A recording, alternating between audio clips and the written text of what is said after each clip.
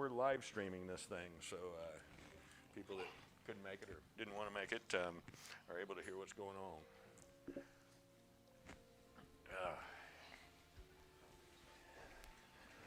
I'll try not to sit on that thing because Can you hear us both? I don't think he's plugged in. Let me know when I'm ready.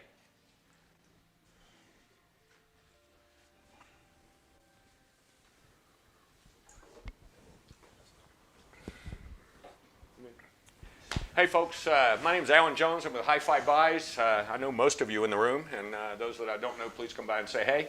I'd love to say hi to you and welcome you to the store. So, we have not had an event in 2 years. So, thank you for coming out.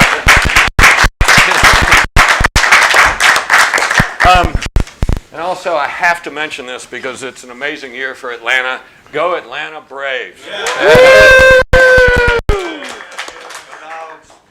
Chris, you want to lead a chant for us, or?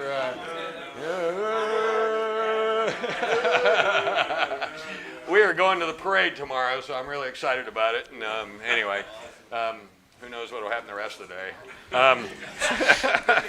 But anyway, I just want to welcome y'all. We love doing these events because we always learn a lot from it. I get to spend a lot of time with Richard and Brad. Where are you, Brad? Right here. Brad, you want to tell them who you are? And Yeah, I'm the guy that makes the pitch slick. Really? And he takes care of us with HRS as well. He's been instrumental in kind of our learning about, I guess with racks, how to reduce noise and things along those lines, and that it's more than just, something a piece of gear sits on. So, It's a slide you can yep, it is. Ken Forsyth, where are you? Ken back there, he's with MQA, and thank you for being here, my friend. My gosh, I get to see people again. It's so great. I was going to say, like you said, Alan, this is my first outing in almost 2 years. Awesome. Congratulations to you, sir. So, Richard, what can I say? Always a pleasure to have you with us. We always look forward to learning from you. I really believe his insight, across the audio business has just been instrumental for an awful lot of folks, and you know that because of kind of the recognition he gets and those kind of things. So anyway, I thank you for being here. I've missed you, Mr. It's Brad. our pleasure, yeah. And everybody else, so cheers to you. Yeah, this is our first trip out since this COVID fiasco. So it's good to see people again. It's and this is the first one. Awesome. So thank on you we for making go, it here. right? So Richard is like the Tony Stark of audio. He's got all the gadgets. Some of them like so modern, and then some not. Can you show him your phone? Huh? Can you show him your phone? Flip phone, no. But there's another guy out here that uses one in the world that uses one, who is way bigger than I am, that uses one just like this one. Is it the same model and everything? Same model. Really? And who is that? He makes electric cars. There we go. How about Elon Musk? That's called no distractions, only what's important. Anyway, I also wanted to let y'all know on a week from tomorrow, I'm a board member with Alchemy Sky. We do music therapy for veterans. Those who have been here before have heard me talk about it. So what we do is we get about 10, 12, 14 veterans together, and we go through a 10-week class with them, and then what they all do is share their feelings. Most of these guys have PTSD and that kind of thing, so it's not just veterans that are having some issues. We care about them deeply. When they go through this, they share all their feelings, and actually it's kind of like therapy without therapy. So all of them write the song, and all of them sing in the songs. And we've got 5 songs done, and so this is our benefit kind of fundraiser for it. We were lucky to get Distillery 291 to donate a case of some of their extremely fine and award-winning whiskeys and bourbon. And so any of the drinks that involve those, 100% of that will go to Alchemy Sky, as well as the tickets. They're $15.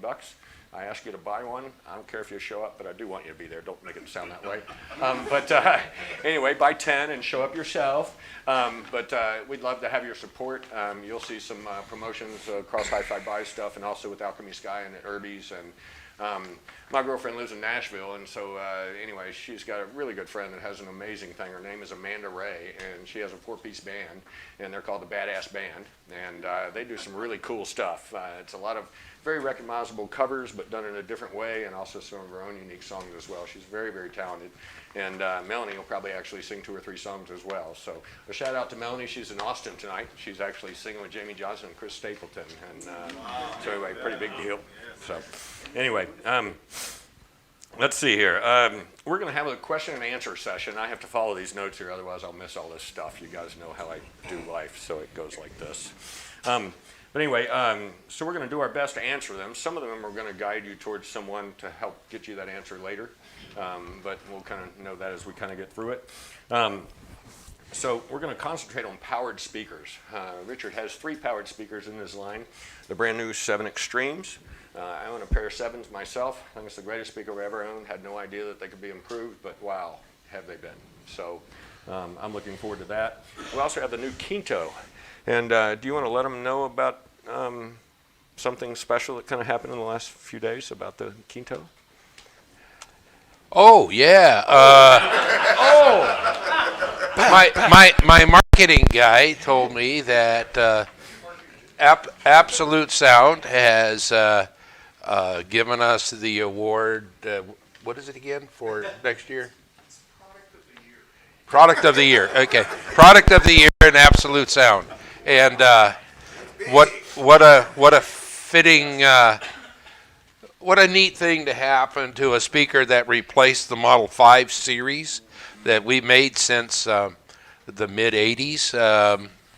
It was a great warrior, and to replace it with the Quinto and have it be acknowledged that way is my son Nathan did most of the design work on that. I was looking over his shoulder a little bit, but did most of the design work on it. Everything we do is basically just an extension of what we discovered in the early 70s as to what would reproduce music in a realistic way, not necessarily hi-fi, or interesting or exciting.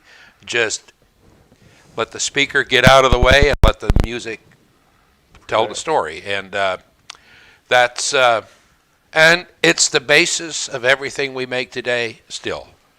So it's a lot of live versus listening, a lot of experimentation, a lot of listening panels. And a hell of a lot of experience. And here we are.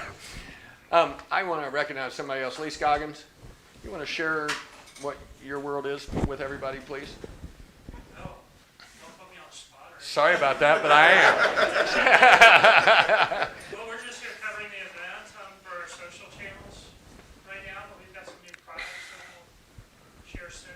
We're going to try and get out and do some videos of factories and talked with Richard a little bit earlier about maybe getting a glimpse at how these wonderful Vandersteen 7s and Kentos, carbons, and quachos are made. So there's a lot of cool stuff. One thing I probably would mention is last week on Monday we launched a new website for HiFi Plus, which is the European magazine that we own. So if you haven't seen the new design on HiFiPlus.com, spelled just like it sounds, might be worth checking out. We did early in the year. We did it for the Absolute Sound, so we're getting more digital along So with everybody else. So those that don't know Lee, he works with a company that owns HiFi Plus and Absolute Sound. Okay, so he lives here in Atlanta. God, we've known each other, I don't know how long, but long. Yeah, I bought a turntable from Alan back in, I think, beginning of 2005.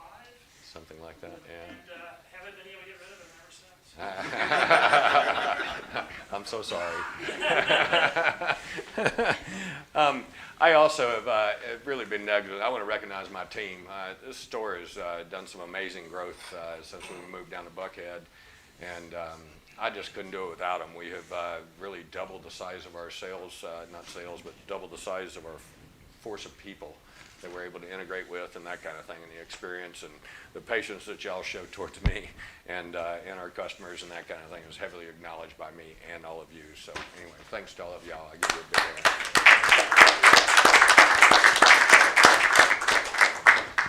All right, Y'all ready to get going? Yeah. All right. Fair enough. So there are three models that have an awful lot in common, and we talked about the 7 Extremes, the Quattro CT, and the new Quinto.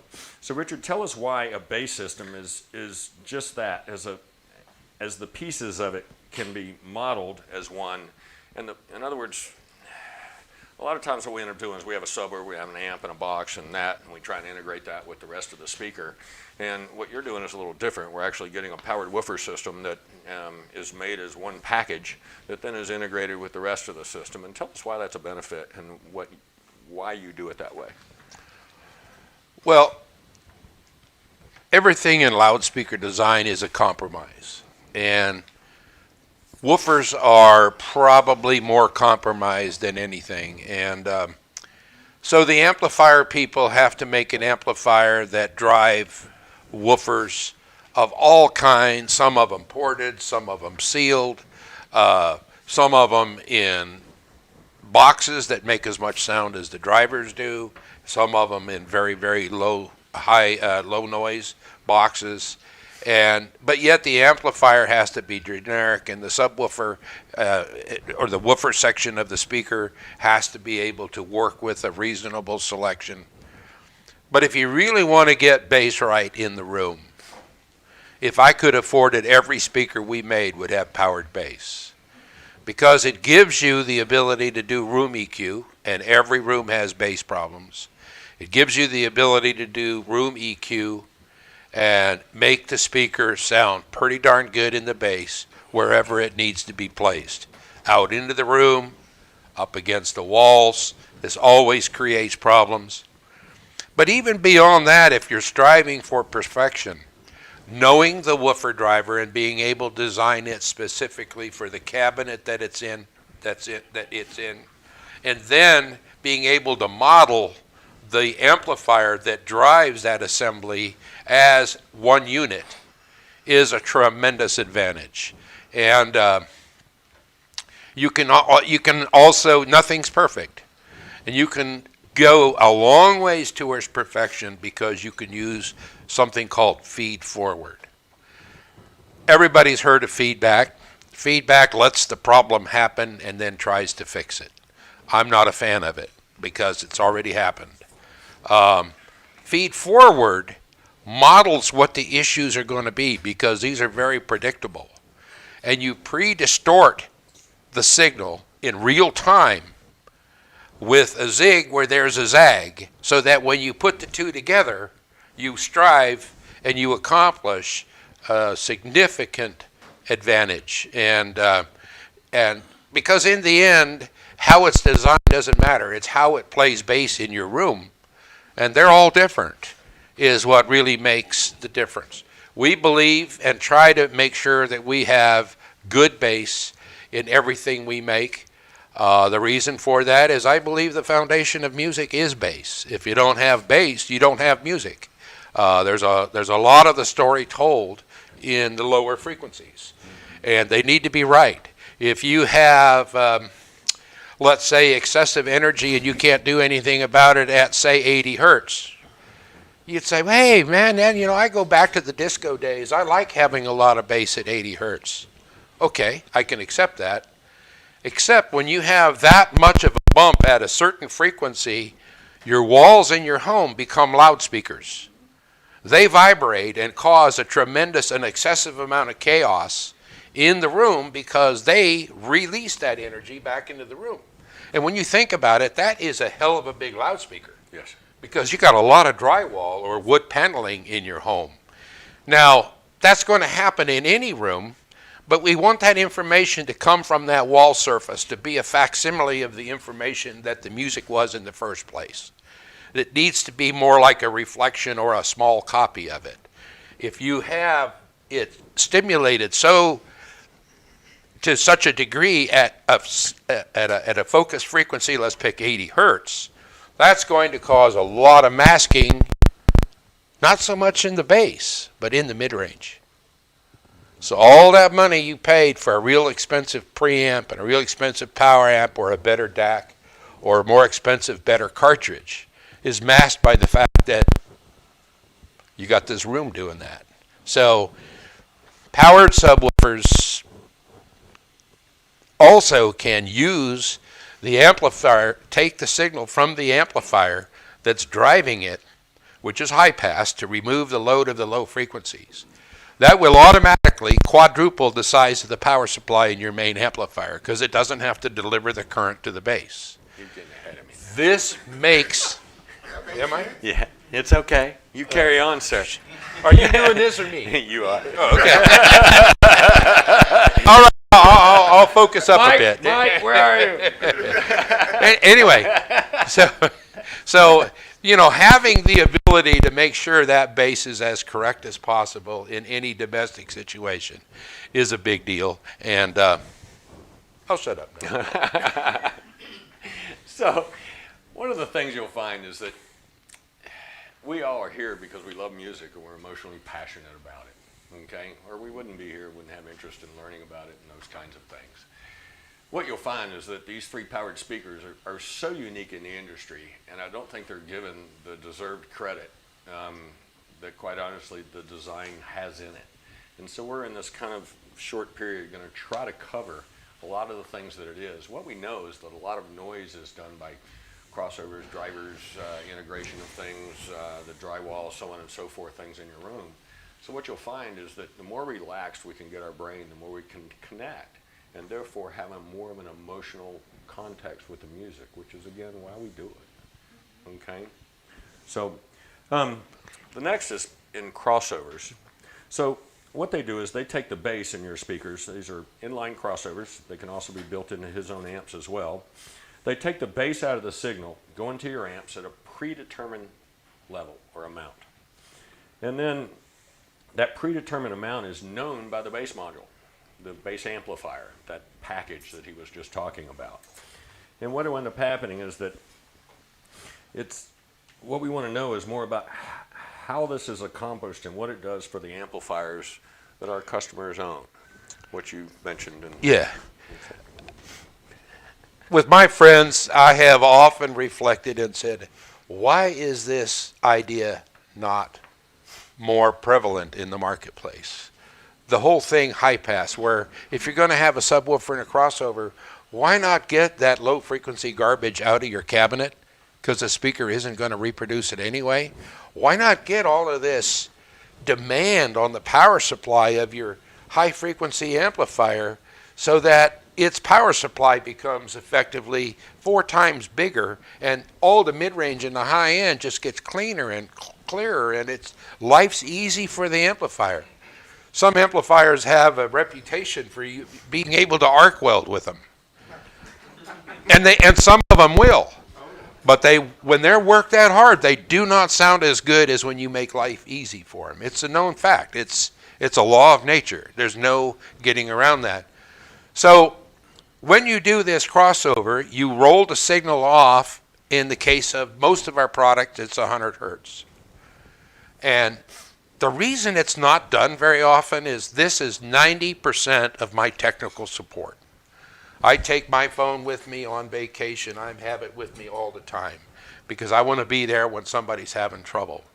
And I probably, over the years, have spoke to several of you people here.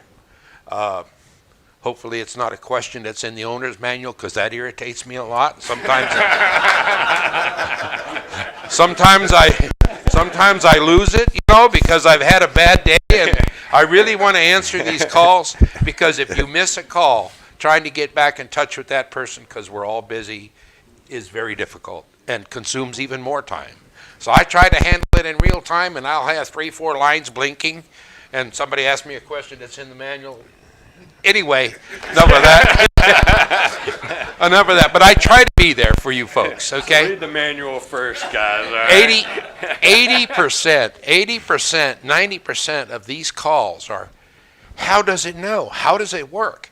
If you cross over at 200 hertz, where's the cable going to the subwoofer? The same thing happens in a phono cartridge system in a phono stage. Yep. The low frequencies are rolled off because if they tried to cut that bass at equal level, there'd be no room for the spacing would have to be that wide per track. So they roll off the bass, and then the phono stage boosts that back up because it's done in a predictable way. In the subwoofers, we know how much to lift it.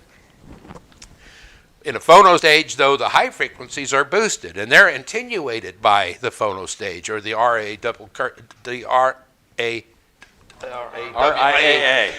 curve. Anyway. I messed you up earlier today. But anyway, friends like that, who needs any? But anyway, so the subwoofer is doing the same thing. If you have a high passes at 100, 99 does not disappear. It's only slightly lower, and this gentle curve goes down. Well, you take that signal, build it back up in the subwoofer amplifier. You do all the room EQ in that information that's now already dedicated to the subwoofer amplifier. So guess what? You get room EQ with not one extra part in series with your mid-range frequencies that you paid a lot of money to get as clear as possible.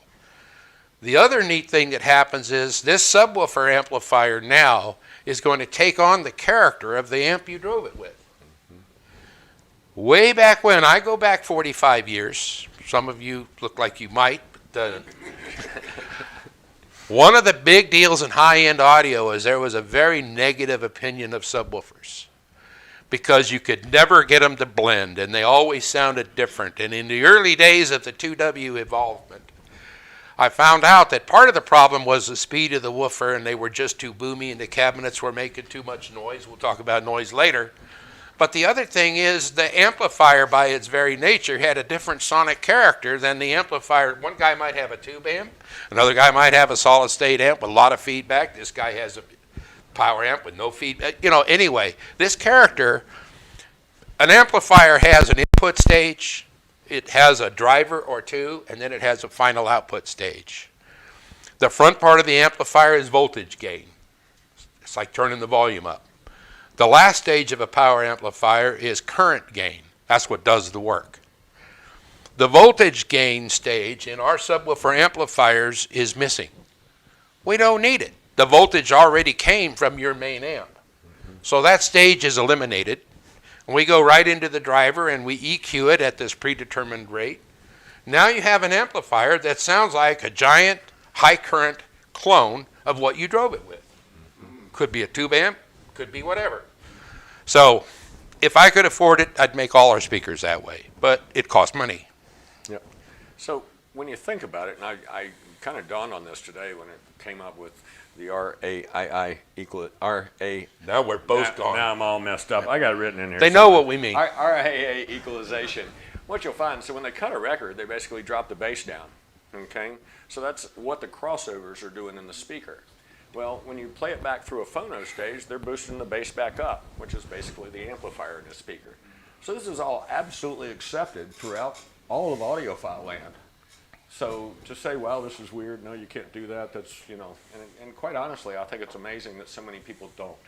And it was kind of, I don't know, it kind of clicked on me today that here these two things are so together and the same, and I should be explaining it like that. So does that make sense to everybody? Okay. And it's not going to happen because to have somebody on staff that knows enough about the design to be able to answer your questions when you come to the factory. One of the most frustrating in my other world, which could involve race cars, Could. airplanes, lots of things. It drives me crazy when I call somebody to get information and I can't get the information. They don't have it on the website. The tech support part is an extremely costly part of running a business. And the problem is the person that does tech support, if it's to be meaningful in an industry as complex as our hobby is, you're looking at a person that has the level of knowledge that I have. You can't put someone else there with limited knowledge because they're not going to be able to answer the question. They're not going to be able to solve the problem. That's why I've always made myself available for it, because it's the only way to get the problem handled as soon as possible. But it's a big time magnet, and that's why not many manufacturers are going to do it. They don't want to make that commitment. Well, I thank you for doing it, because, boy, they sure sing at my house. Or at least haven't to this point. Could change tomorrow, but... So we've talked about the amplifier module, the crossovers, kind of how that works, and how we actually get it. So the next thing is adjustability. So on the back of the amplifiers of all three of these speakers we're speaking of, there's 11 dials. And those dials allow you to adjust the speaker, and I'll let you kind of get into that to tell them what the advantages of that are and how it's kind of done. I met, his name is Victor Staggs. He's a mathematician. He's Mensa. He's really hard to have a conversation with. But brilliant man in math. And he kind of loves what we do in loudspeakers. So we became friends many years ago, 35 years ago. And I asked him, I said, Victor, can you generate me a curve of what frequency responses would be with the thirds, fifths, sevenths, and ninths placement in a room at all different dimensions, heights, widths, and lengths of the sound room, and create for me mathematically in a computer what frequency response that room would have with a perfect source at the loudspeaker in these different locations. And he's into supercomputers, and he runs the computer, and he says it took about 3 or 4 days. The surprising thing, when we got the printout, all of these rooms developed a family of curves with bumps in it and dips in it and stuff. And the amazing thing was they didn't fall on third octave bands. They were shifted. So we took those, if you own a pair of Vandersteens, you'll notice that, hey, this bozo put these equalizers and they're not on third octaves. That's why you have to use the disc you can download off of the website, because they're not on standard octave spacing, because they were generated by this family of curves. And that allows you to EQ your room of any standing wave problem that you'll have. Now, we can't take it down to 0 because we don't want to. If you try to do that, you correct up to you take 70% of the problem out and leave 30%. Because the ear brain says, hey, friend, you did not fix the room. We're still in the same room. So you have to leave a dip where there was a dip and a peak where there was a peak, because otherwise it's going to sound emotionally cold and it just won't work musically, because your ear brain is sophisticated enough behind the scenes to say, look, this room still has these problems, but we can minimize them. Mm-hmm. And that's what that plan is all about. The beauty of it is, because you can do this with DSP now, and there's a lot of ways to do it. But the problem is DSP needs a sample by getting an average. That average will always be corrupted. So if you're in the home theater and you use Odyssey or any of these things, you don't move a thing in the room. You tell your wife, go shopping. Nothing moves in the room. It's at night, so it's quiet. And the solution it comes with is never the same. Right. It's always different. Why is that? Because there are random noises that corrupt the test, and that gets averaged into the answer, which is bullshit. It doesn't mean anything. It's inaccurate information. The reason we like people to use the test disc, we've calibrated the Radio Shack meter, which is a much better device than most people think.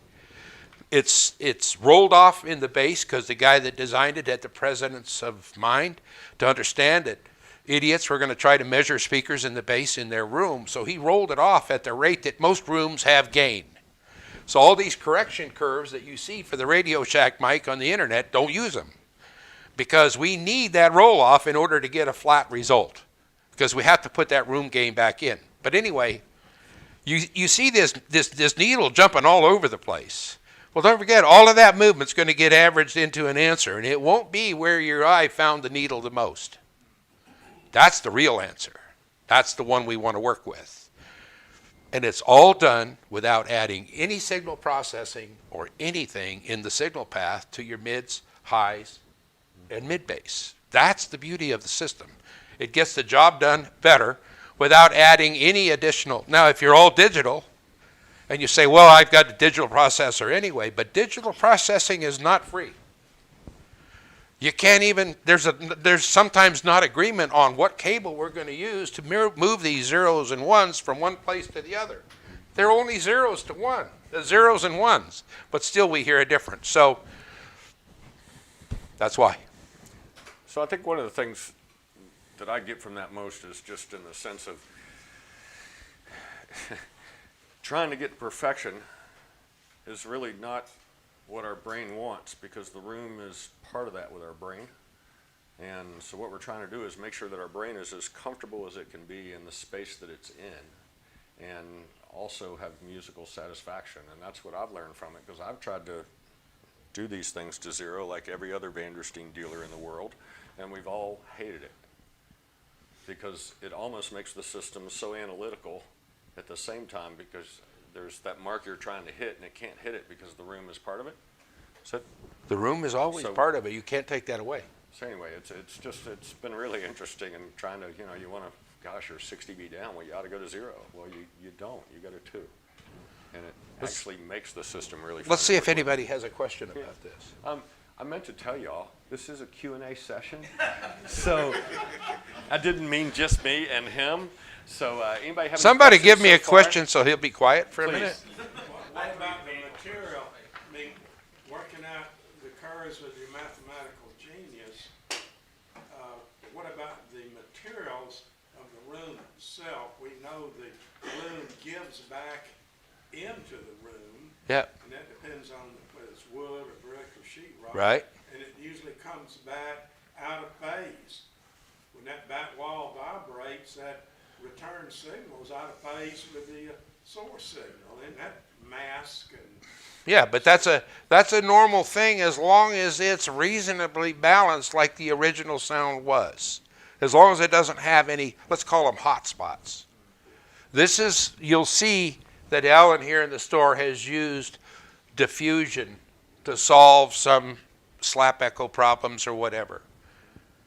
You really want to use diffusion anytime you can, because when you use absorption, wherever you have that absorptive panel, that creates a hole in the reflections of these frequencies that we're talking about. So now you don't have a very accurate reflection of the room. Diffusion doesn't do that. It dissipates the energy to where you eliminate the hot spots, but it doesn't cause acoustic holes, I call them. So if you use, everybody tends to overtreat rooms, especially, I know a well-known reviewer that paid somebody $60,000 to do the acoustics of his room. And I went up there and he had model 5As at the time. And I said, man, this sound is not good. Great day. And he's a reviewer. He asked me to come up there because he knew it wasn't good. And we ended up removing about 80% of it and got that room to sound amazing. That's what they do for a living. They're going to try to sell all of it you can. And it's always usually too much. You get your room running without any, and then methodically go in there and solve the problems. And when you solve the problems, stop. Yes? Richard, could you speak to your thoughts about use of third-party subs, like Wells or something like that, with your powered speakers, and how you, since you're doubling up on the subwoofers, how you kind of look at that? Well, if the dealer or yourself can take anybody's subwoofer and get it integrated in the room to your satisfaction, you're the customer. It's all good. And I have no problem with that. It's actually quite common. A lot of subwoofers, though, just pile bass on top of where the speaker naturally quit. I'm not going to mention names. That is really dumb. Because now, let's say you have a little 6.5-inch two-way that's good down to 60 hertz. You got this poor little woofer in there that's just a popping around and moving, causing all this Doppler distortion because it's moving so far, and it's not making any bass in the room anyway. So now you know that it quits at about 60. So you add this subwoofer that has an adjustable low pass, and you set it at about 60, and it all adds up, and it sounds pretty good. But your amplifier's still doing all that work, popping those woofers around and causing all of that distortion, causing more noise in the cabinet and everything at frequencies it can't reproduce. So all I'll say to your answer is, please try to find one that uses a high pass. When the speaker can't reproduce it anymore, let's not make the amplifier work that hard, and let's not put that much energy into that box, because all it's going to do is cause the power handling to go down, distortion to go up. And IM distortion, intermodulation distortion is very fatiguing. Okay? You are not going to get your wife to listen or girlfriend to listen with you, because they're not into this hobby, but they know what music sounds like. And usually for them, it's too loud and too bright. Because guys, when they're out spending money, is that true? We have a couple ladies here tonight. We're blessed with that. And you don't like it too loud either, right? Yeah. Until it's dance party time. Well, that's different. Now we're looking for a different kind of a response. That's correct. But anyway, the reason for that is, guys, when they're getting ready to spend a lot of money, we're talking subwoofers. Mm-hmm. Initially, they're going to spend $2,000 on a woofer. Man, they want that subwoofer to flap their trousers. Back in the day, there was a subwoofer that was very popular that would literally dance on the floor. I mean, I'm getting my money's worth. They take that thing home and they hook it up, and now all of a sudden it just won't shut up. It won't blend with their speakers, and subwoofers now have a bad reputation. Guys, all of us are that way when we go to buy something. That's why you want to go back to the dealer another time with some of your own music, get that kind of razzmatazz impress me out of your system, and find what gets out of the way and just lets the music play. That's going to be a keeper. I've spent 45 years of my life knocking that excitement out of loudspeakers, because a couple of weeks into the purchase, it gets old. Mm-hmm. And she doesn't want to listen. And anyway. Yes, question back there? So you make several models of external subwoofers in addition to the power woofers and those top-end models. Yeah. And you're talking about you don't want hand-flapping bass. When would you want those external subwoofers with your fours? You mean legitimate reasons? You might have a very big room. You might have my room at home is 28 foot by 60 feet, Alan's been there, by 60 feet long and 16 feet high. But it has a regulation pool table in it. It's got a 9-foot grand piano in it. It doesn't look that big. If all you can afford is a pair of Quattros, it'll fill that room nicely, but you're going to need some woofers to move more air, because that's a lot of volume. That's a legitimate reason to add a woofer.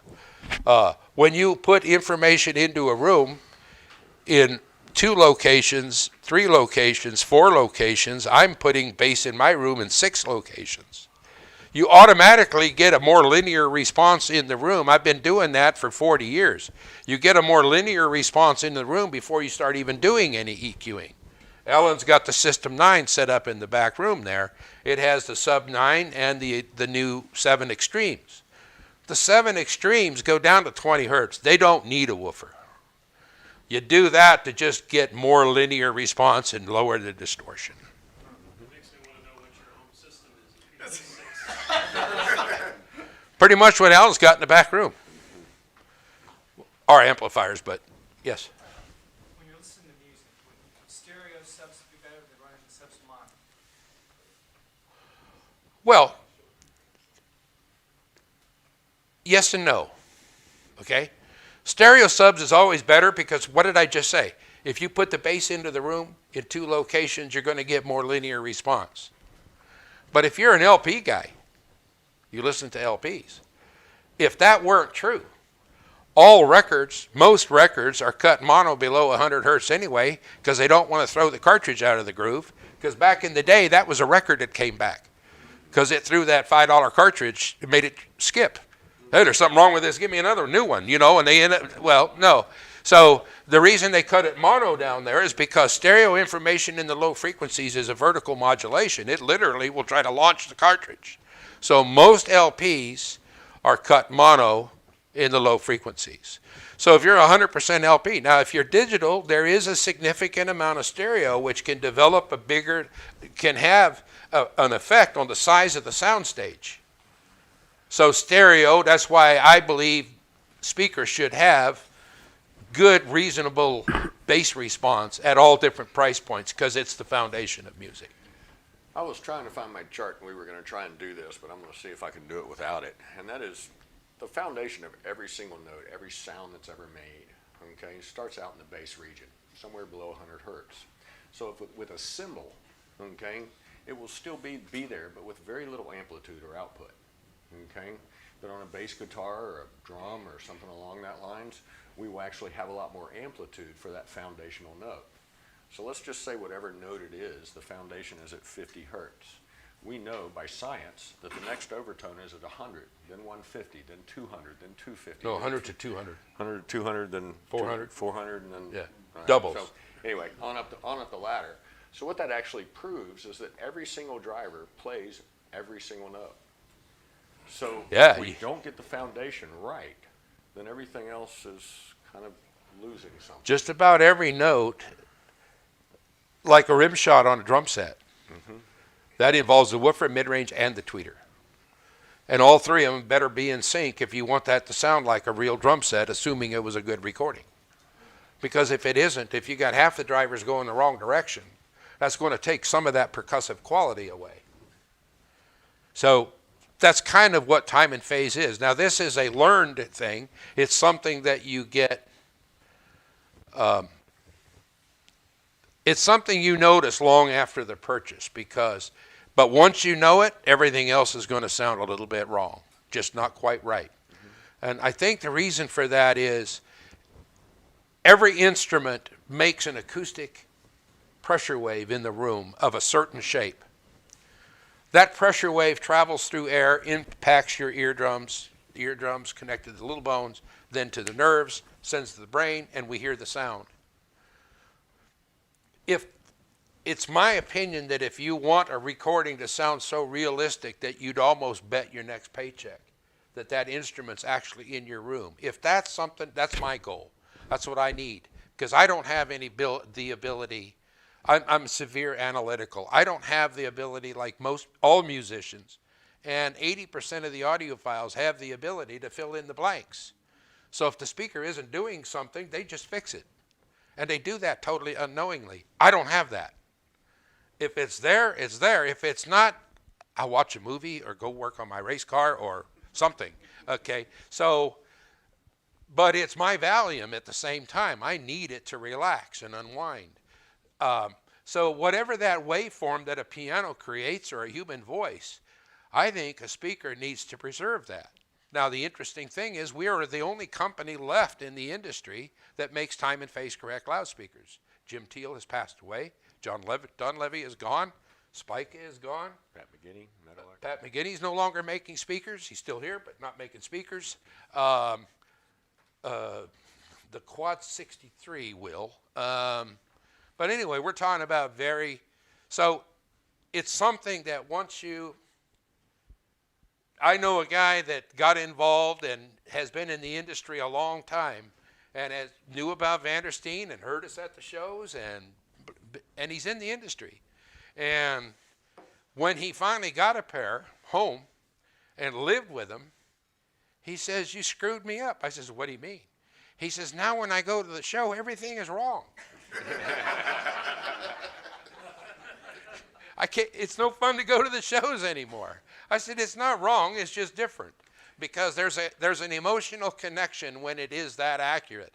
But we are not sophisticated enough to know that when we're first getting involved in the business. Can I speak on that in just a minute? So a lot of times we go out. No. Mike? It's his show. Okay. So one of the things you'll find is that I recognize this as being a retailer and that kind of thing, and I know that when I was out shopping and that kind of thing, I'd go out and I'd analyze, and I'd have like track 2 at a minute 33, it'd make the sound, and whatever speaker made the most sound, I would normally go, wow, that one must have more detail. What I've learned over the years is that really that more detail is almost noise created by the speaker, and my brain gets all excited because it is noise. So I'm all excited, so I'm out buying one way, and then I want to go home and relax and listen a totally different way. Totally different experience. And so the thing that I guess when I sit down with someone and talk about, Vandersteens and kind of time and phase coherence and that kind of thing, the thing we have to understand is our entire industry, all the way up to the speaker, is time and phase coherent. Yeah, I was going to go there. But once we get to the speaker, there's really only one, maybe 2 companies out there that build a time and phase coherent speaker. So I always kind of said, well, physics is physics. Do I just my preferences are more than the rules of the world? That just doesn't make sense to me. So it's kind of something that I've looked at, and I will tell you, I think you're right about, you're learning it, because, when you have a second, third, or fourth order, there's actually, and time and phase coherence only happens through a first order network. If anybody wants to know what that is, I'm happy to explain it later. But what you end up finding as you get to the steeper slopes, there's actually a smear in time where all those overtones come out of that crossover at a different moment in time. It is minuscule, but it's still a different moment in time, and your brain can hear it. You just can't analyze it. You can't tell a difference between a non-time and phase coherent speaker and a phase coherent speaker by analyzing. You will only do it by the way you feel. I had an experience. It was on a Sunday at a show. There was a football game or a baseball game or something going on. There was nobody at the show. So I'm walking around, and I walk into this one room. There was a young man there wearing a coat and tie, and he had a speaker that was a horn. And the horn, the high frequency horn, was made out of all of these little pieces of wood. Now, I'm a craftsman. I build my own stuff. I just was in awe of that workmanship. All those angles in it, okay? Mm-hmm. On the way out, the guy said, can I help you? I said, no. I said, by the way, who's doing that Johnny Cash cover? And the guy gets all pissed off. We're the only people in the room. The guy gets all pissed off. He says, what do you mean Johnny Cash cover? That is Johnny Cash. And I said, wait a minute. I've been out to dinner with the man. He come to Hanford every year for many, many years in a little theater that I almost bought. I lost a bid by $2,000. That is whacking his voice so bad I can't recognize him. But obviously some people are looking for that experience because that company's in business. They got to be selling some of them. So when you look at phono cartridges, CD players, wires, amplifiers, preamplifiers, they're all time and phase correct, like Alan said. For some reason in our industry, when you get to the loudspeaker, all bets are off. I personally have an opinion why that is, but because we've taken away the ability to make any modifications to what's on that record or on that CD, we don't have tone controls, we don't have anything, that people tend to find a speaker that makes the kind of music they like to listen to the most sound good. They're not really looking for an experience that reminds them of those instruments could be in my home or I could be transported to that venue. They're looking for a different experience. And that's totally legitimate. I don't have an issue as long as they don't think it's more accurate, because then they've been deceived. So anyway, I think it'd be a lot better to go ahead and give a way to manipulate those signals and everything so that you don't have to change speaker designs every time your taste in music changes. But anyway, that's the only thing there's been a convergence of everything in our hobby. Phono cartridges are sounding more alike than they did. Wires are sounding more alike than they used to. Tube amps are sounding like nice and fast and clean and tight and everything like solid state used to. Solid state's not bright and harsh anymore. There's some of that stuff that sounds as good as tube amps. Everything is converging, and then you hit the loudspeaker and oh my God, who knows? You got from Bose all the way to these expensive speakers that have a paper cone that big around with a whizzer cone in it. Everything is in total breakup. Everything is total chaos. There is no replication, no signal coming out of that speaker that has any ability to even remotely be a facsimile of the signal that was sent to it by the speaker, but yet people love them. Obviously, what they expect out of their experience is different than mine. So that's why there's all these different speaker companies. But I think it's interesting for people to understand why. Knowledge is half of the battle. And yes? Could you compare the drivers in the 7s and the Kentos and why you chose those particular materials? Okay, my goal at Vandersteen Audio has been to reduce noise and to get drivers as pistonic as possible. Pistonic simply means that that entire diaphragm moves exactly like the voice coil did. There's none of this going on. How many of you have seen the laser analysis that we did of our carbon cone versus paper? Pretty interesting, right? You all should look at it. It's on our website. It's very crude. It was an experiment. I was sitting there in my work clothes on a computer, and the guy that I had helped, Shane, that I had helped me doing marketing at the time, says, "That is so primal." I said, "No. If you like the idea, we need to clean it up." And he says, "No, I want to run it just like it is. It's raw. It's good." But it is interesting to see the breakup mode. If you have a 5-inch mid-range, 5-inch mid-range, and it's this very sophisticated paper, the Egyptian piece, whatever they call it, okay, from a company like ScanSpeak or SB Acoustics or whatever, at 1100 hertz, long before it even gets to the middle of its work, it's already no longer copying the voice coil. Parts of that cone are literally out of phase with the voice coil. It's very interesting to see. Now, whether it means anything or not, so I want to get that implemented into as many products as I can, but it's expensive, especially if you want to do it with first-order slopes. There are a lot of pistonic drivers out there, some of the magnesium ones, some of the ceramic ones out of Germany, the Accutons. The problem is they have these big, nasty peaks when they quit. So you have to use steep filters because that nasty peak sounds really bad. So it forces those designers to go with steep filters, and because of that, they can't be time and phase correct. So for me, that wasn't an option, and why I worked 10 years to develop the balsa carbon fiber truss thing. And so that's in the 7s. To answer your question, that mid-range is in the Quinto. And the carbon fiber domes, the 7-1 is still a sandwich with balsa and carbon fiber on both sides. The other ones are hand-laid up unifiber carbon fiber cones, but no balsa, and that goes all the way down to our trio.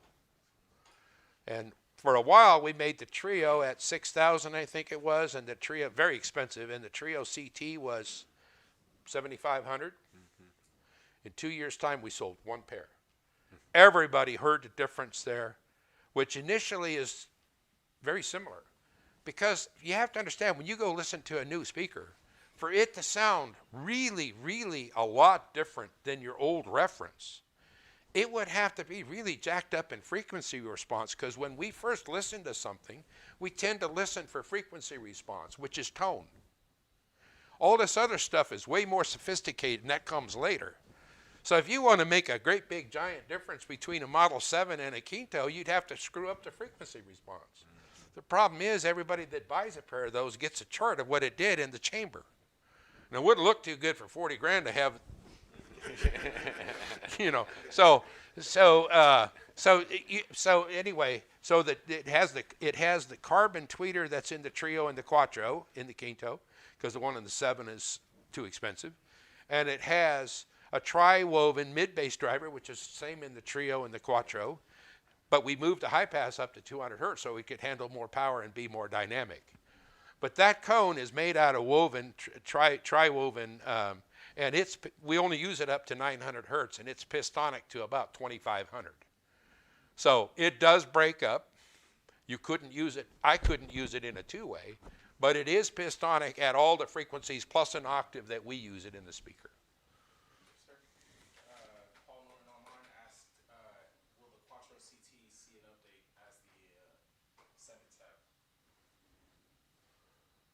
Well, not that I know of, but someday I'm sure it will. Hey, Paul. Hey, Paul. Not working on it right now. We're having a hard time making enough of them at the way it is. It's very difficult to make these improvements and have them pass the test of time. These new discoveries are difficult to come by, and we don't just change the outside package so we can put a new model number on it and get everybody to sell their demos and buy. I don't make a change in a product unless we found something significant. Yes. The sevens, the newer sevens, do they have pistonic driver woofers or? Oh yeah. They do, so that's. But even paper woofers are pistonic. If you're crossing over at 100 hertz, a 10-inch or a 12-inch paper woofer is probably going to have its first breakup mode at 500 or 600. You're not using the balsam wood in the woofers in the new seven? Oh no, it's way too expensive, and it wouldn't give us anything other than cost a lot more. Costs like $4,000. Yeah, I mean the cone in the mid range of the 7 or the Quinto, just the cone is $1,700. Then you still need a basket and a magnet. Many speakers out there that sell for $40,000 don't have $1,700 worth of drivers in the whole box. So the improvements to the new seven is in the mid-range? No, it's the subwoofer section. Again, we're silencing the energy that goes into the box by using the counter force.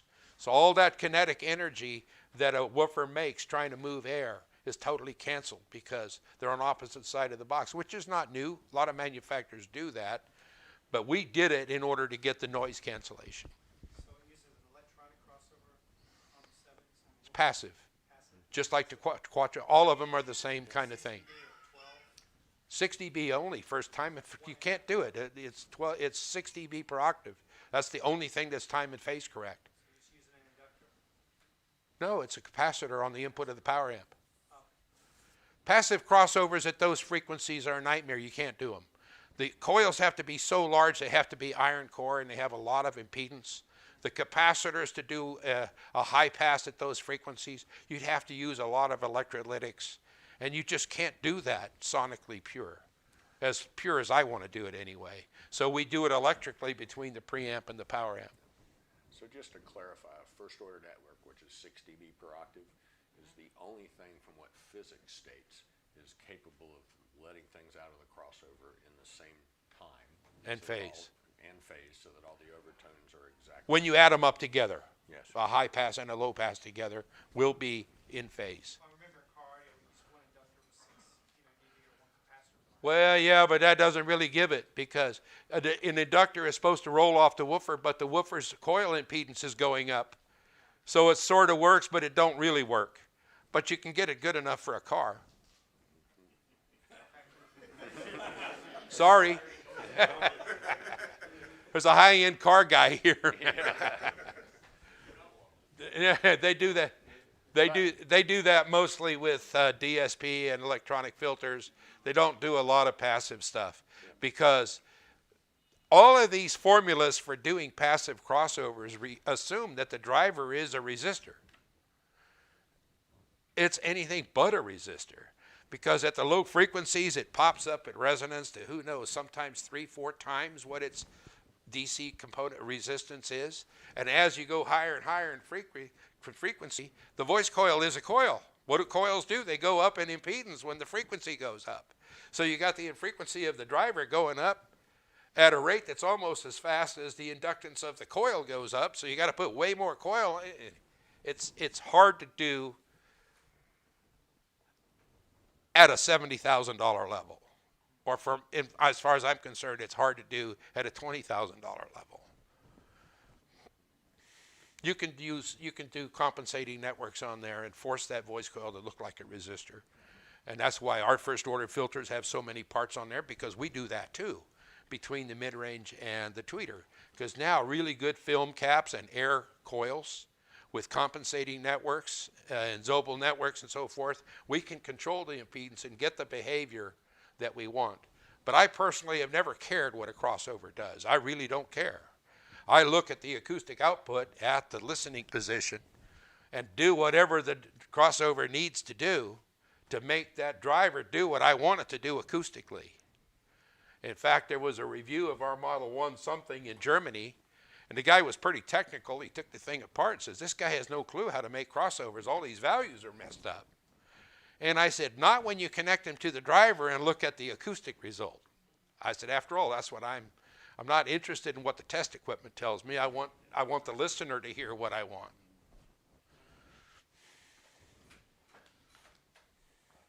Cool. So one of the things, properly designed speakers, and I've certainly experienced this, should be easy to place and sound decent, meaning not be difficult to do things and get an okay sound out of it. Why is that? Well, remember we said these speakers are all over the map. Speakers that are really difficult to set up is usually, not always, there are exceptions, but it's usually an indication of a speaker that has a lot of irregularities in its frequency response. It's a real challenge to find the opposite of those irregularities in your room. So you're moving that speaker around an inch this way and an inch that way and a half inch that way because you're trying to find a zig in the room to absorb the zag in the speaker. Very difficult. If you take a properly designed speaker that's pretty darn flat and you make sure that your ratios between the sidewall and the back wall and the speaker are not a multiple of one another, and we have a formula in our owner's manuals for 45 years on how to do that, you're going to get pretty good response. You're not going to, now that doesn't matter. That doesn't mean you can't put a little icing on the cake and get a little better by going through all of that setup. But you shouldn't have to do that to get decent sound. That's usually an indication we got a problem. There's something wrong somewhere. It's one thing I will tell you, my experience, and I have, I guess, a bit of it with Vandersteen speakers, not just me personally and also out in the field as well as the other guys, you can just about take those trios over there, turn them around, face the wall, and you'll still have a decent sound. So they're just not that hard to place. Now, if you want to get down, they all have, as you say, an acoustic center. And so if we do a proper setup with them, we get a lot more out of them as far as performance, of course. So I'm not by any means suggesting Yeah, don't turn your speakers that around. kind of thing. I can't wait for the questions on Facebook tomorrow. Unless you're into Bose.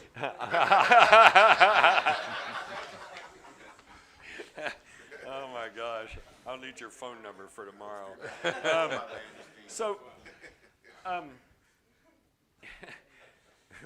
I always have a little statement that I say, but we're always ruled by the laws of physics. They're not called hopeful thoughts and wishes.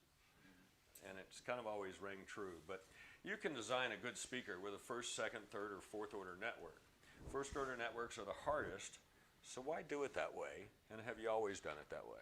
Yes, because I want it to be a facsimile. I want to think that that piano could actually be in the room. I said earlier, I don't have the ability to fill in the blanks. Mm-hmm. I've met musicians, a lot of them use Vandersteens, but musicians don't generally invest in a lot of hi-fi. Mm-hmm. They don't need it. They can go down the road in their car radio, the one the car came with. Or listen to their phone? Or listen to their phone with MPEG 3. Well, that could be too, but some of them are not poor. Yeah. And they're still listening to MPEG 3, which through over half or more, 3/4, whatever it is. Where's the MQA guy?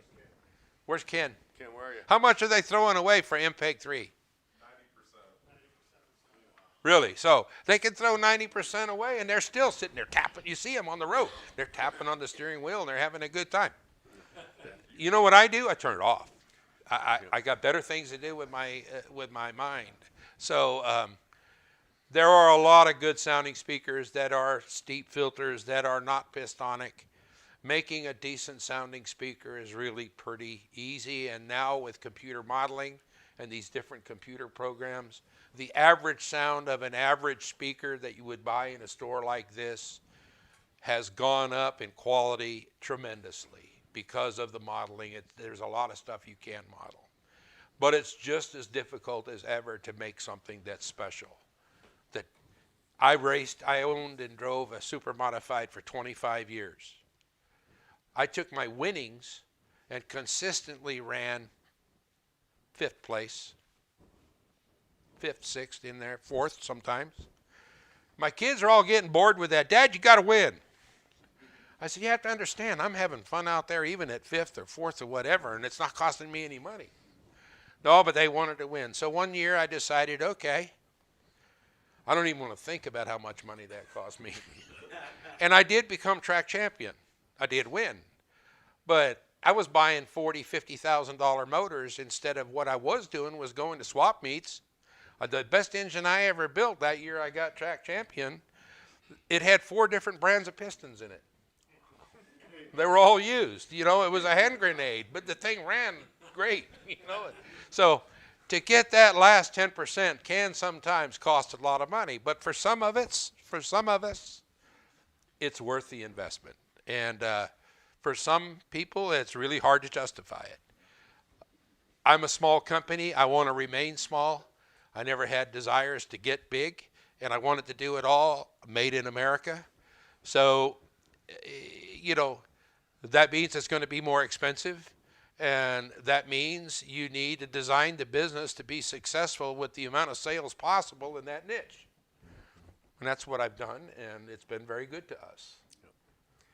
You know, I think one of the things that I have always seen within manufacturers, and why I always try and visit manufacturers and kind of, you know, learn from them, is they're doing thousands of little things we have no idea of that is helping their product sound better.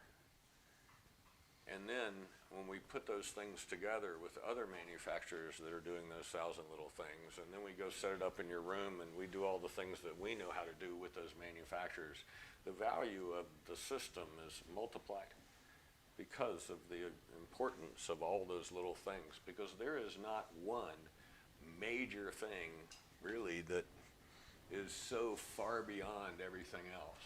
The only thing I found in that, quite honestly, is time and phase coherence. It's time and phase coherence. It is so comfortable in my brain that I can just relax. So I will tell anybody that when you go back into the room with the 7s tonight or with the Quintos, to think about how your brain feels. It's different. Yeah, are you emotionally connected to the music? And I've spent 45 years of my life beating the character out of that speaker. I don't want you to even think about that speaker. I know it's a lot of money, and you have to think something about it if you're thinking about buying them.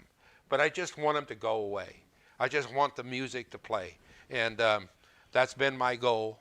And I did see the inside of a $35,000 speaker not that long ago. And I was shocked to see it was wired with zip cord with push-on connectors. So just because you paid a lot of money for it doesn't mean that that manufacturer put all of that detail into what you can't see. So you've heard us all talk about noise, and it's been a big thing of mine. So Brad over here works with HRS, harmonic resolution system, or again a shelving system that you put a product on and it becomes quieter.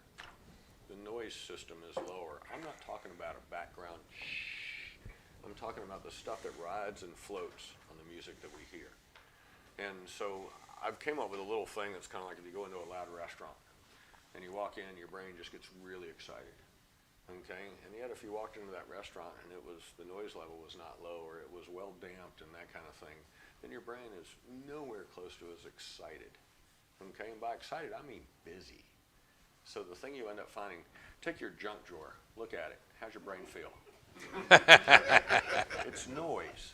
And all I'm trying to say is the more little things that we can do to reduce noise, the more comfortable our brain is, and therefore, again, a much deeper and emotional contact with the music. So with that kind of in mind, it's like, so we know that the experience is much better with music with lower noise in it. Why is that, and what does lower noise sound like? There's been studies done on this where they've instrumented people's minds with MPEG-3, which has a bunch of noise. In that case, it's a lack of information, which creates noise. Or you can get into a loud restaurant where you can't even have a conversation with the person. And most of the popular restaurants tend to be that way because it's exciting to be there. I went to a well-known restaurant just 2 weeks ago with my wife, and the lady that owned the restaurant, it was highly rated, had gone in and put acoustic panels everywhere it was over a naked floor.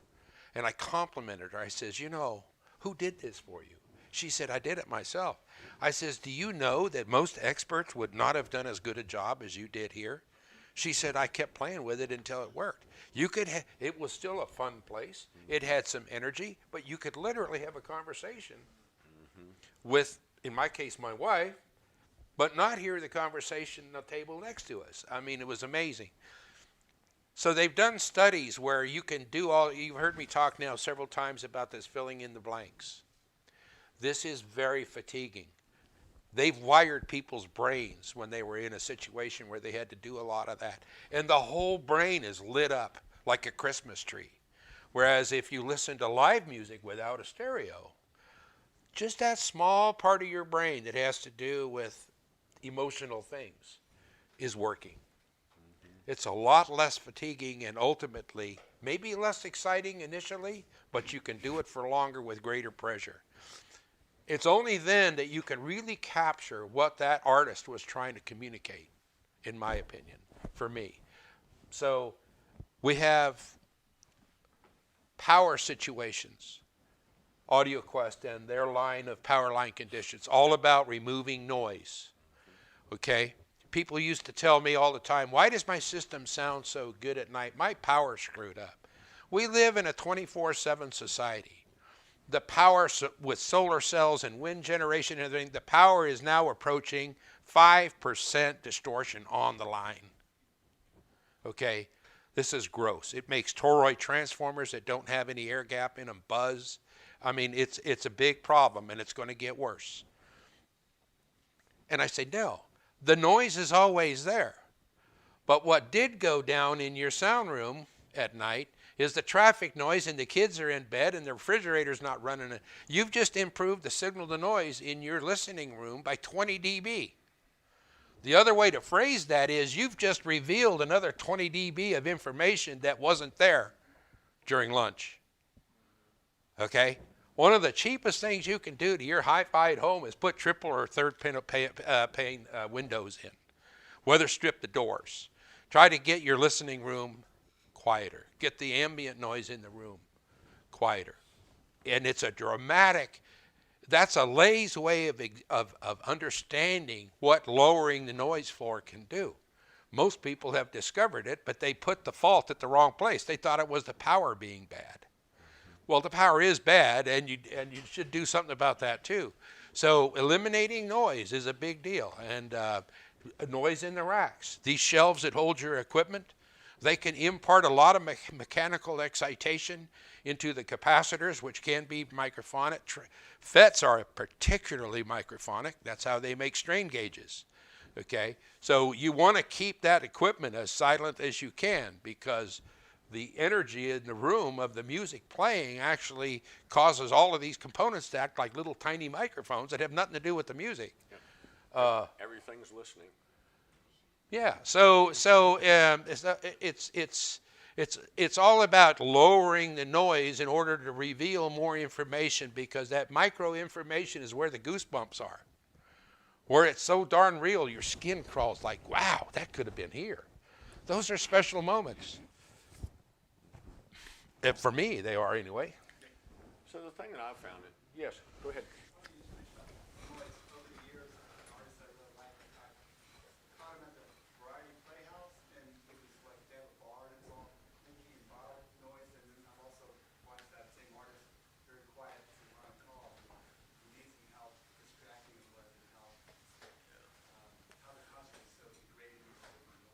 Yeah. So another thing I want to bring up, noise will make you analyze your system. Think about it, your brain's uncomfortable. You never stop critiquing your system. Yep, and seriously, if your brain relaxes, you don't do it. Recordings can do that too. Okay, I got to inject here. I get a recording of some music I love. I put it on my system. and it doesn't sound so good. Well, I have so many years of looking at these speaker measurements, seeing behavior, knowing what's going on in the chain and everything, that I automatically tell my wife, hey, honey, it's too bad they didn't do a better job recording it. She says, yeah, but I like the music, and we go on. I blame the speakers. But for a person that doesn't have all of that background, oh my God, your knees start knocking. I bought the wrong preamp. I need a new power cord. I need some power conditioning. All of you should have 5 recordings of music that you know like the back of your hand, that are well recorded. And every time you get that nervous feeling and your knees start knocking, you go over there and you put one of those in there. If it sounds great, there's nothing wrong, folks. It was a bad recording. What about microphones? We rarely discuss microphones, but that's the ears of our recordings, and they're very Part of the reason, seldomly discussed. yeah, part of the reason why microphones aren't discussed that much, because except for the real cheap ones, they're all pretty darn good. Now they have different colors. That Joe Hartley, a friend of mine that's a record producer, he'll use a certain mic on vocals and he'll use a certain mic on bass because but compared to loudspeakers, there isn't a microphone that varies as badly from the best to the worst as sometimes 2 different models within one company speaker line. Because some companies make 10 different speakers and they all sound totally different. You have to wonder which one the designer really thought. But what they're trying to do is make somebody for everything. But you don't want to be a jack of all trades and a master of nothing. Okay, that doesn't go very far. So microphones, generally speaking, if they're produced correctly and wired in phase and the signal is handled properly, are not much of an issue. They do differ, don't get me wrong, but yeah. Well, another thing, recording is an art form In itself. to itself. Yeah. The placement of mics, the mic that has Exactly. sonic the cabling XLR. Some of you here, most of you here may not know that I actually made 2 albums. Because I said, hey, how am I going to do this speaker thing when I don't know how this recording was made? So we hired some pretty good musicians, and we rented a church in Santa Barbara. We had to do it from midnight till 5 in the morning to get the ambient noise lower, you know, the traffic down and all that. And we made a recording. Now, it's not very good, but that wasn't the point. Although some people love it. They're up to $200 now for the LP for Only Love. But anyway, it has some good, Mickey Raphael's on there. It has some good artists on there. David Lindley is doing all the guitar work. He showed up with a truck full of guitars. I don't know how many times that guy changed instruments. But anyway, I was there for all of it. I was there for the mastering.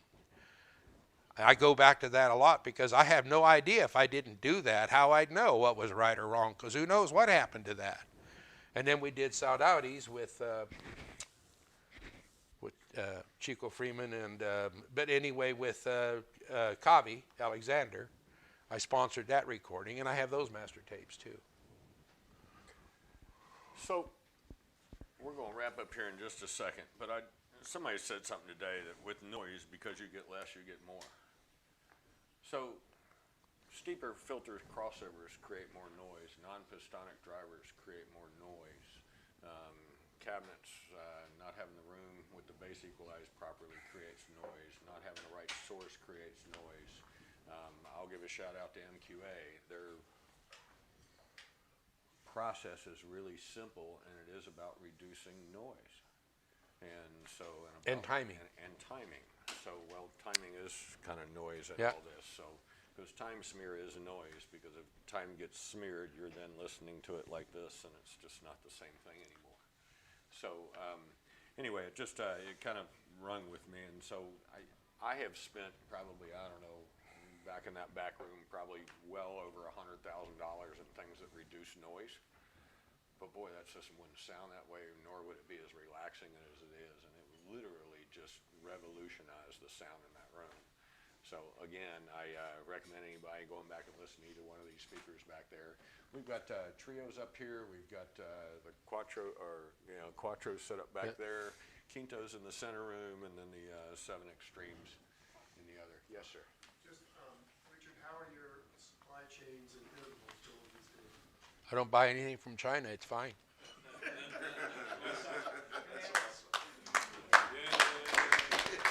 I never did. I have kids and grandkids, and By the way, they that- want a reasonable quality of life.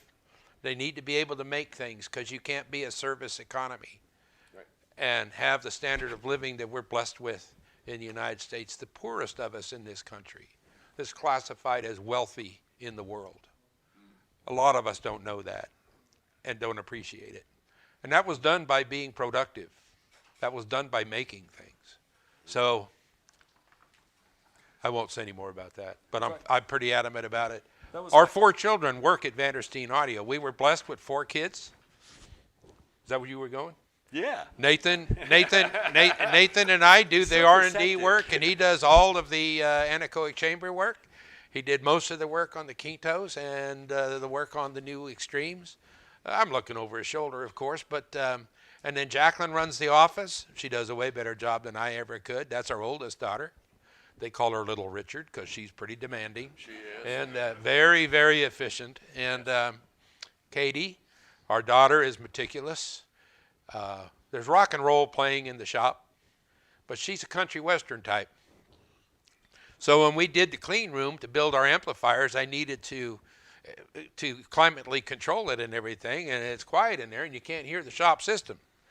And I told Katie early on, I says, hey, Katie, you can buy a little radio and listen to your country in here. She says, I don't need the distraction.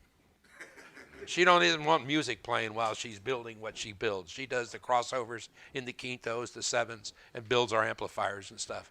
And then Jeff, our oldest son, he does all the painting, the automotive paint jobs and everything. He does all of that. And I just ran out of kids. But it's early on. It started as a way to keep the if Oma's happy, Opa's happy. That's Dutch for grandfather, grandmother. And I found out that if I could keep the kids close to home, life was going to be good at home, and it has been. Great. You had a question? I wanted to ask Richard about the high-pass amplifiers. Are they tube output? No, solid. N-channel bipolars Okay. There's no tubes in those amps. on the inputs, on the big amps only. Oh, okay. So Yeah, the 7. picture in the magazine. That might have been the big one. It has two. The input tubes the input is tubes. And then yeah, on that one, the input are tubes. They're both exactly the same circuitry. One's all solid state and half the power. And the Beast is liquid cooled and all that other funny crap. And I just put everything I ever thought of would be neat into it. And John Atkinson asked, how are you ever going to make money on this? I said, I'm not, but I got me a pair. That's my reward for working as hard as I do on this.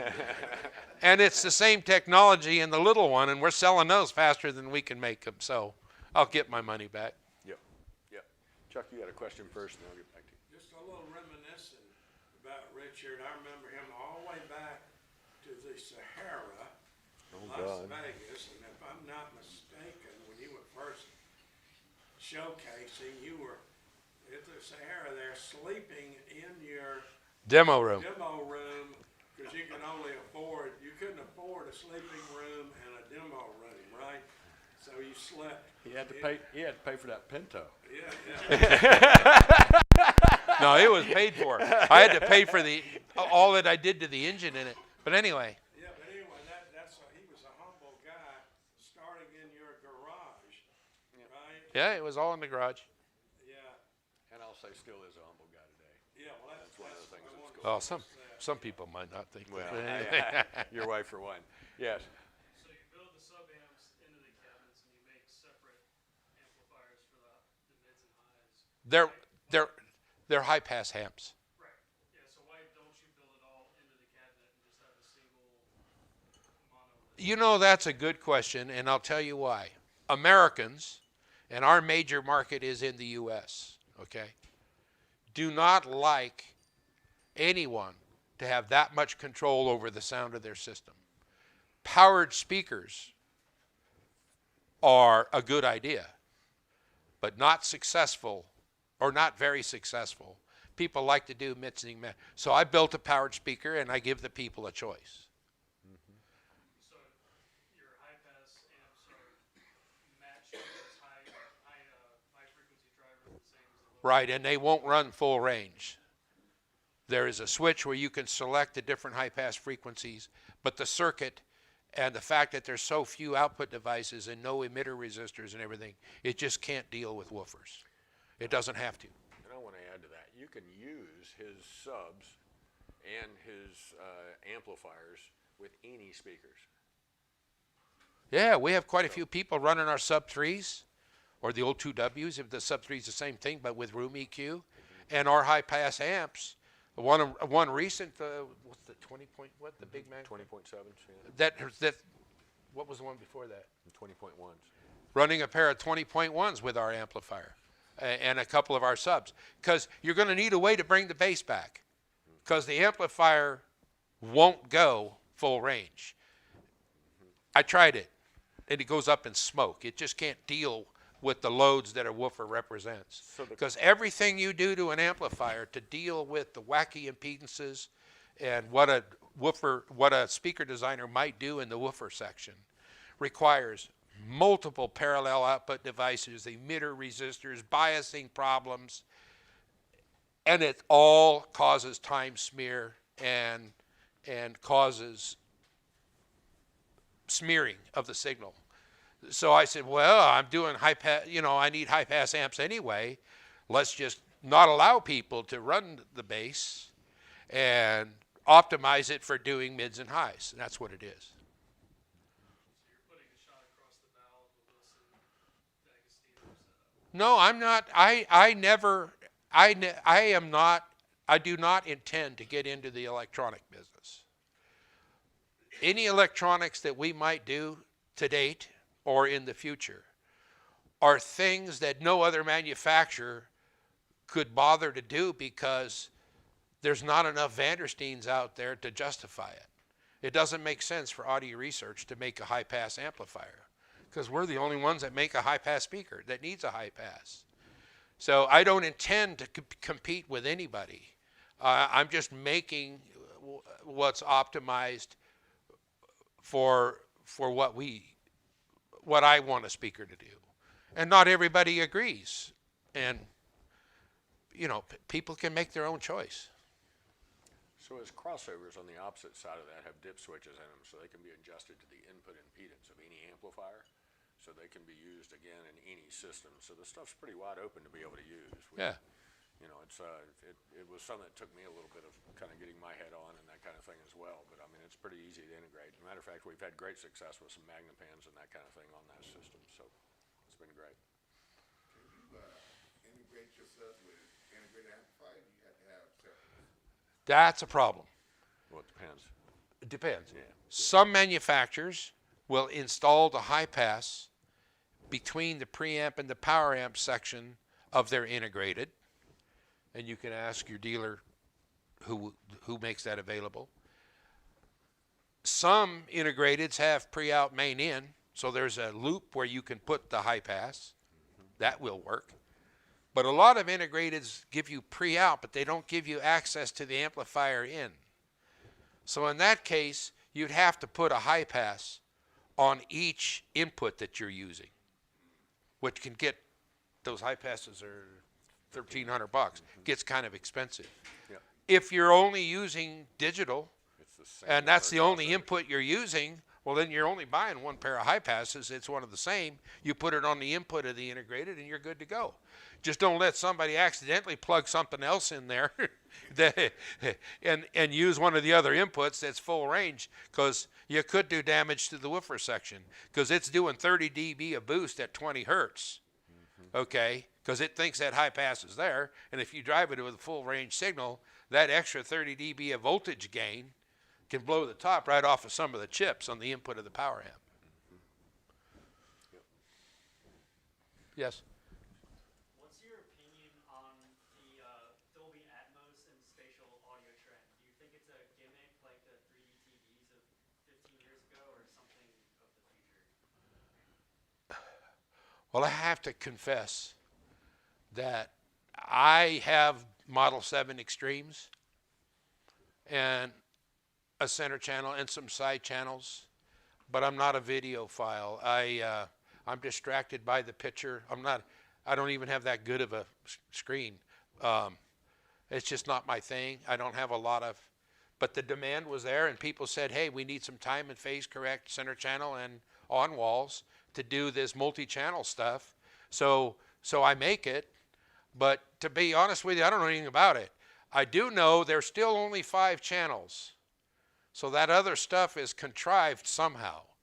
I don't know enough about it to comment. Remember the statement, the jack of all trades and the master of none? When you get older, one thing you learn is the bucket's only so big. You start putting stuff in there that you don't need to know. Stuff you need to know starts falling out. So, Ken, you had a comment on that? Yeah, just a quick comment on that. We know as humans, we hear in 360 degrees. So for you to capture an amount of sound in that, in a realistic way, can be very, very convincing. We haven't really seen that done commercially. It was funny, I went to see Doom the other weekend, and at the beginning we saw it in an Atmos theater, and Apple ran an ad with Weekend and Justin Bieber. Don't judge the music, but they played some of it in Atmos. hey, Brad. And it was really just, you know, these guys have been talking about noise all night. My brain was just totally scrambled because none of the sound sounded natural. It's very different in a film that they're trying to recreate an environment versus a real environment. And for us at MQA, we haven't seen that link yet to kind of real natural sound to trying to recreate something that doesn't exist.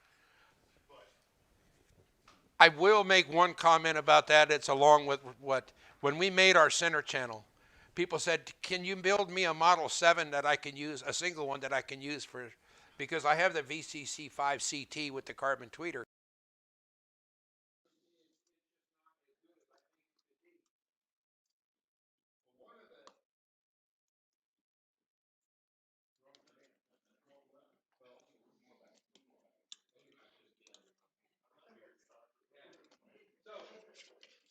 So I discovered a few things. Movies are made for the theater.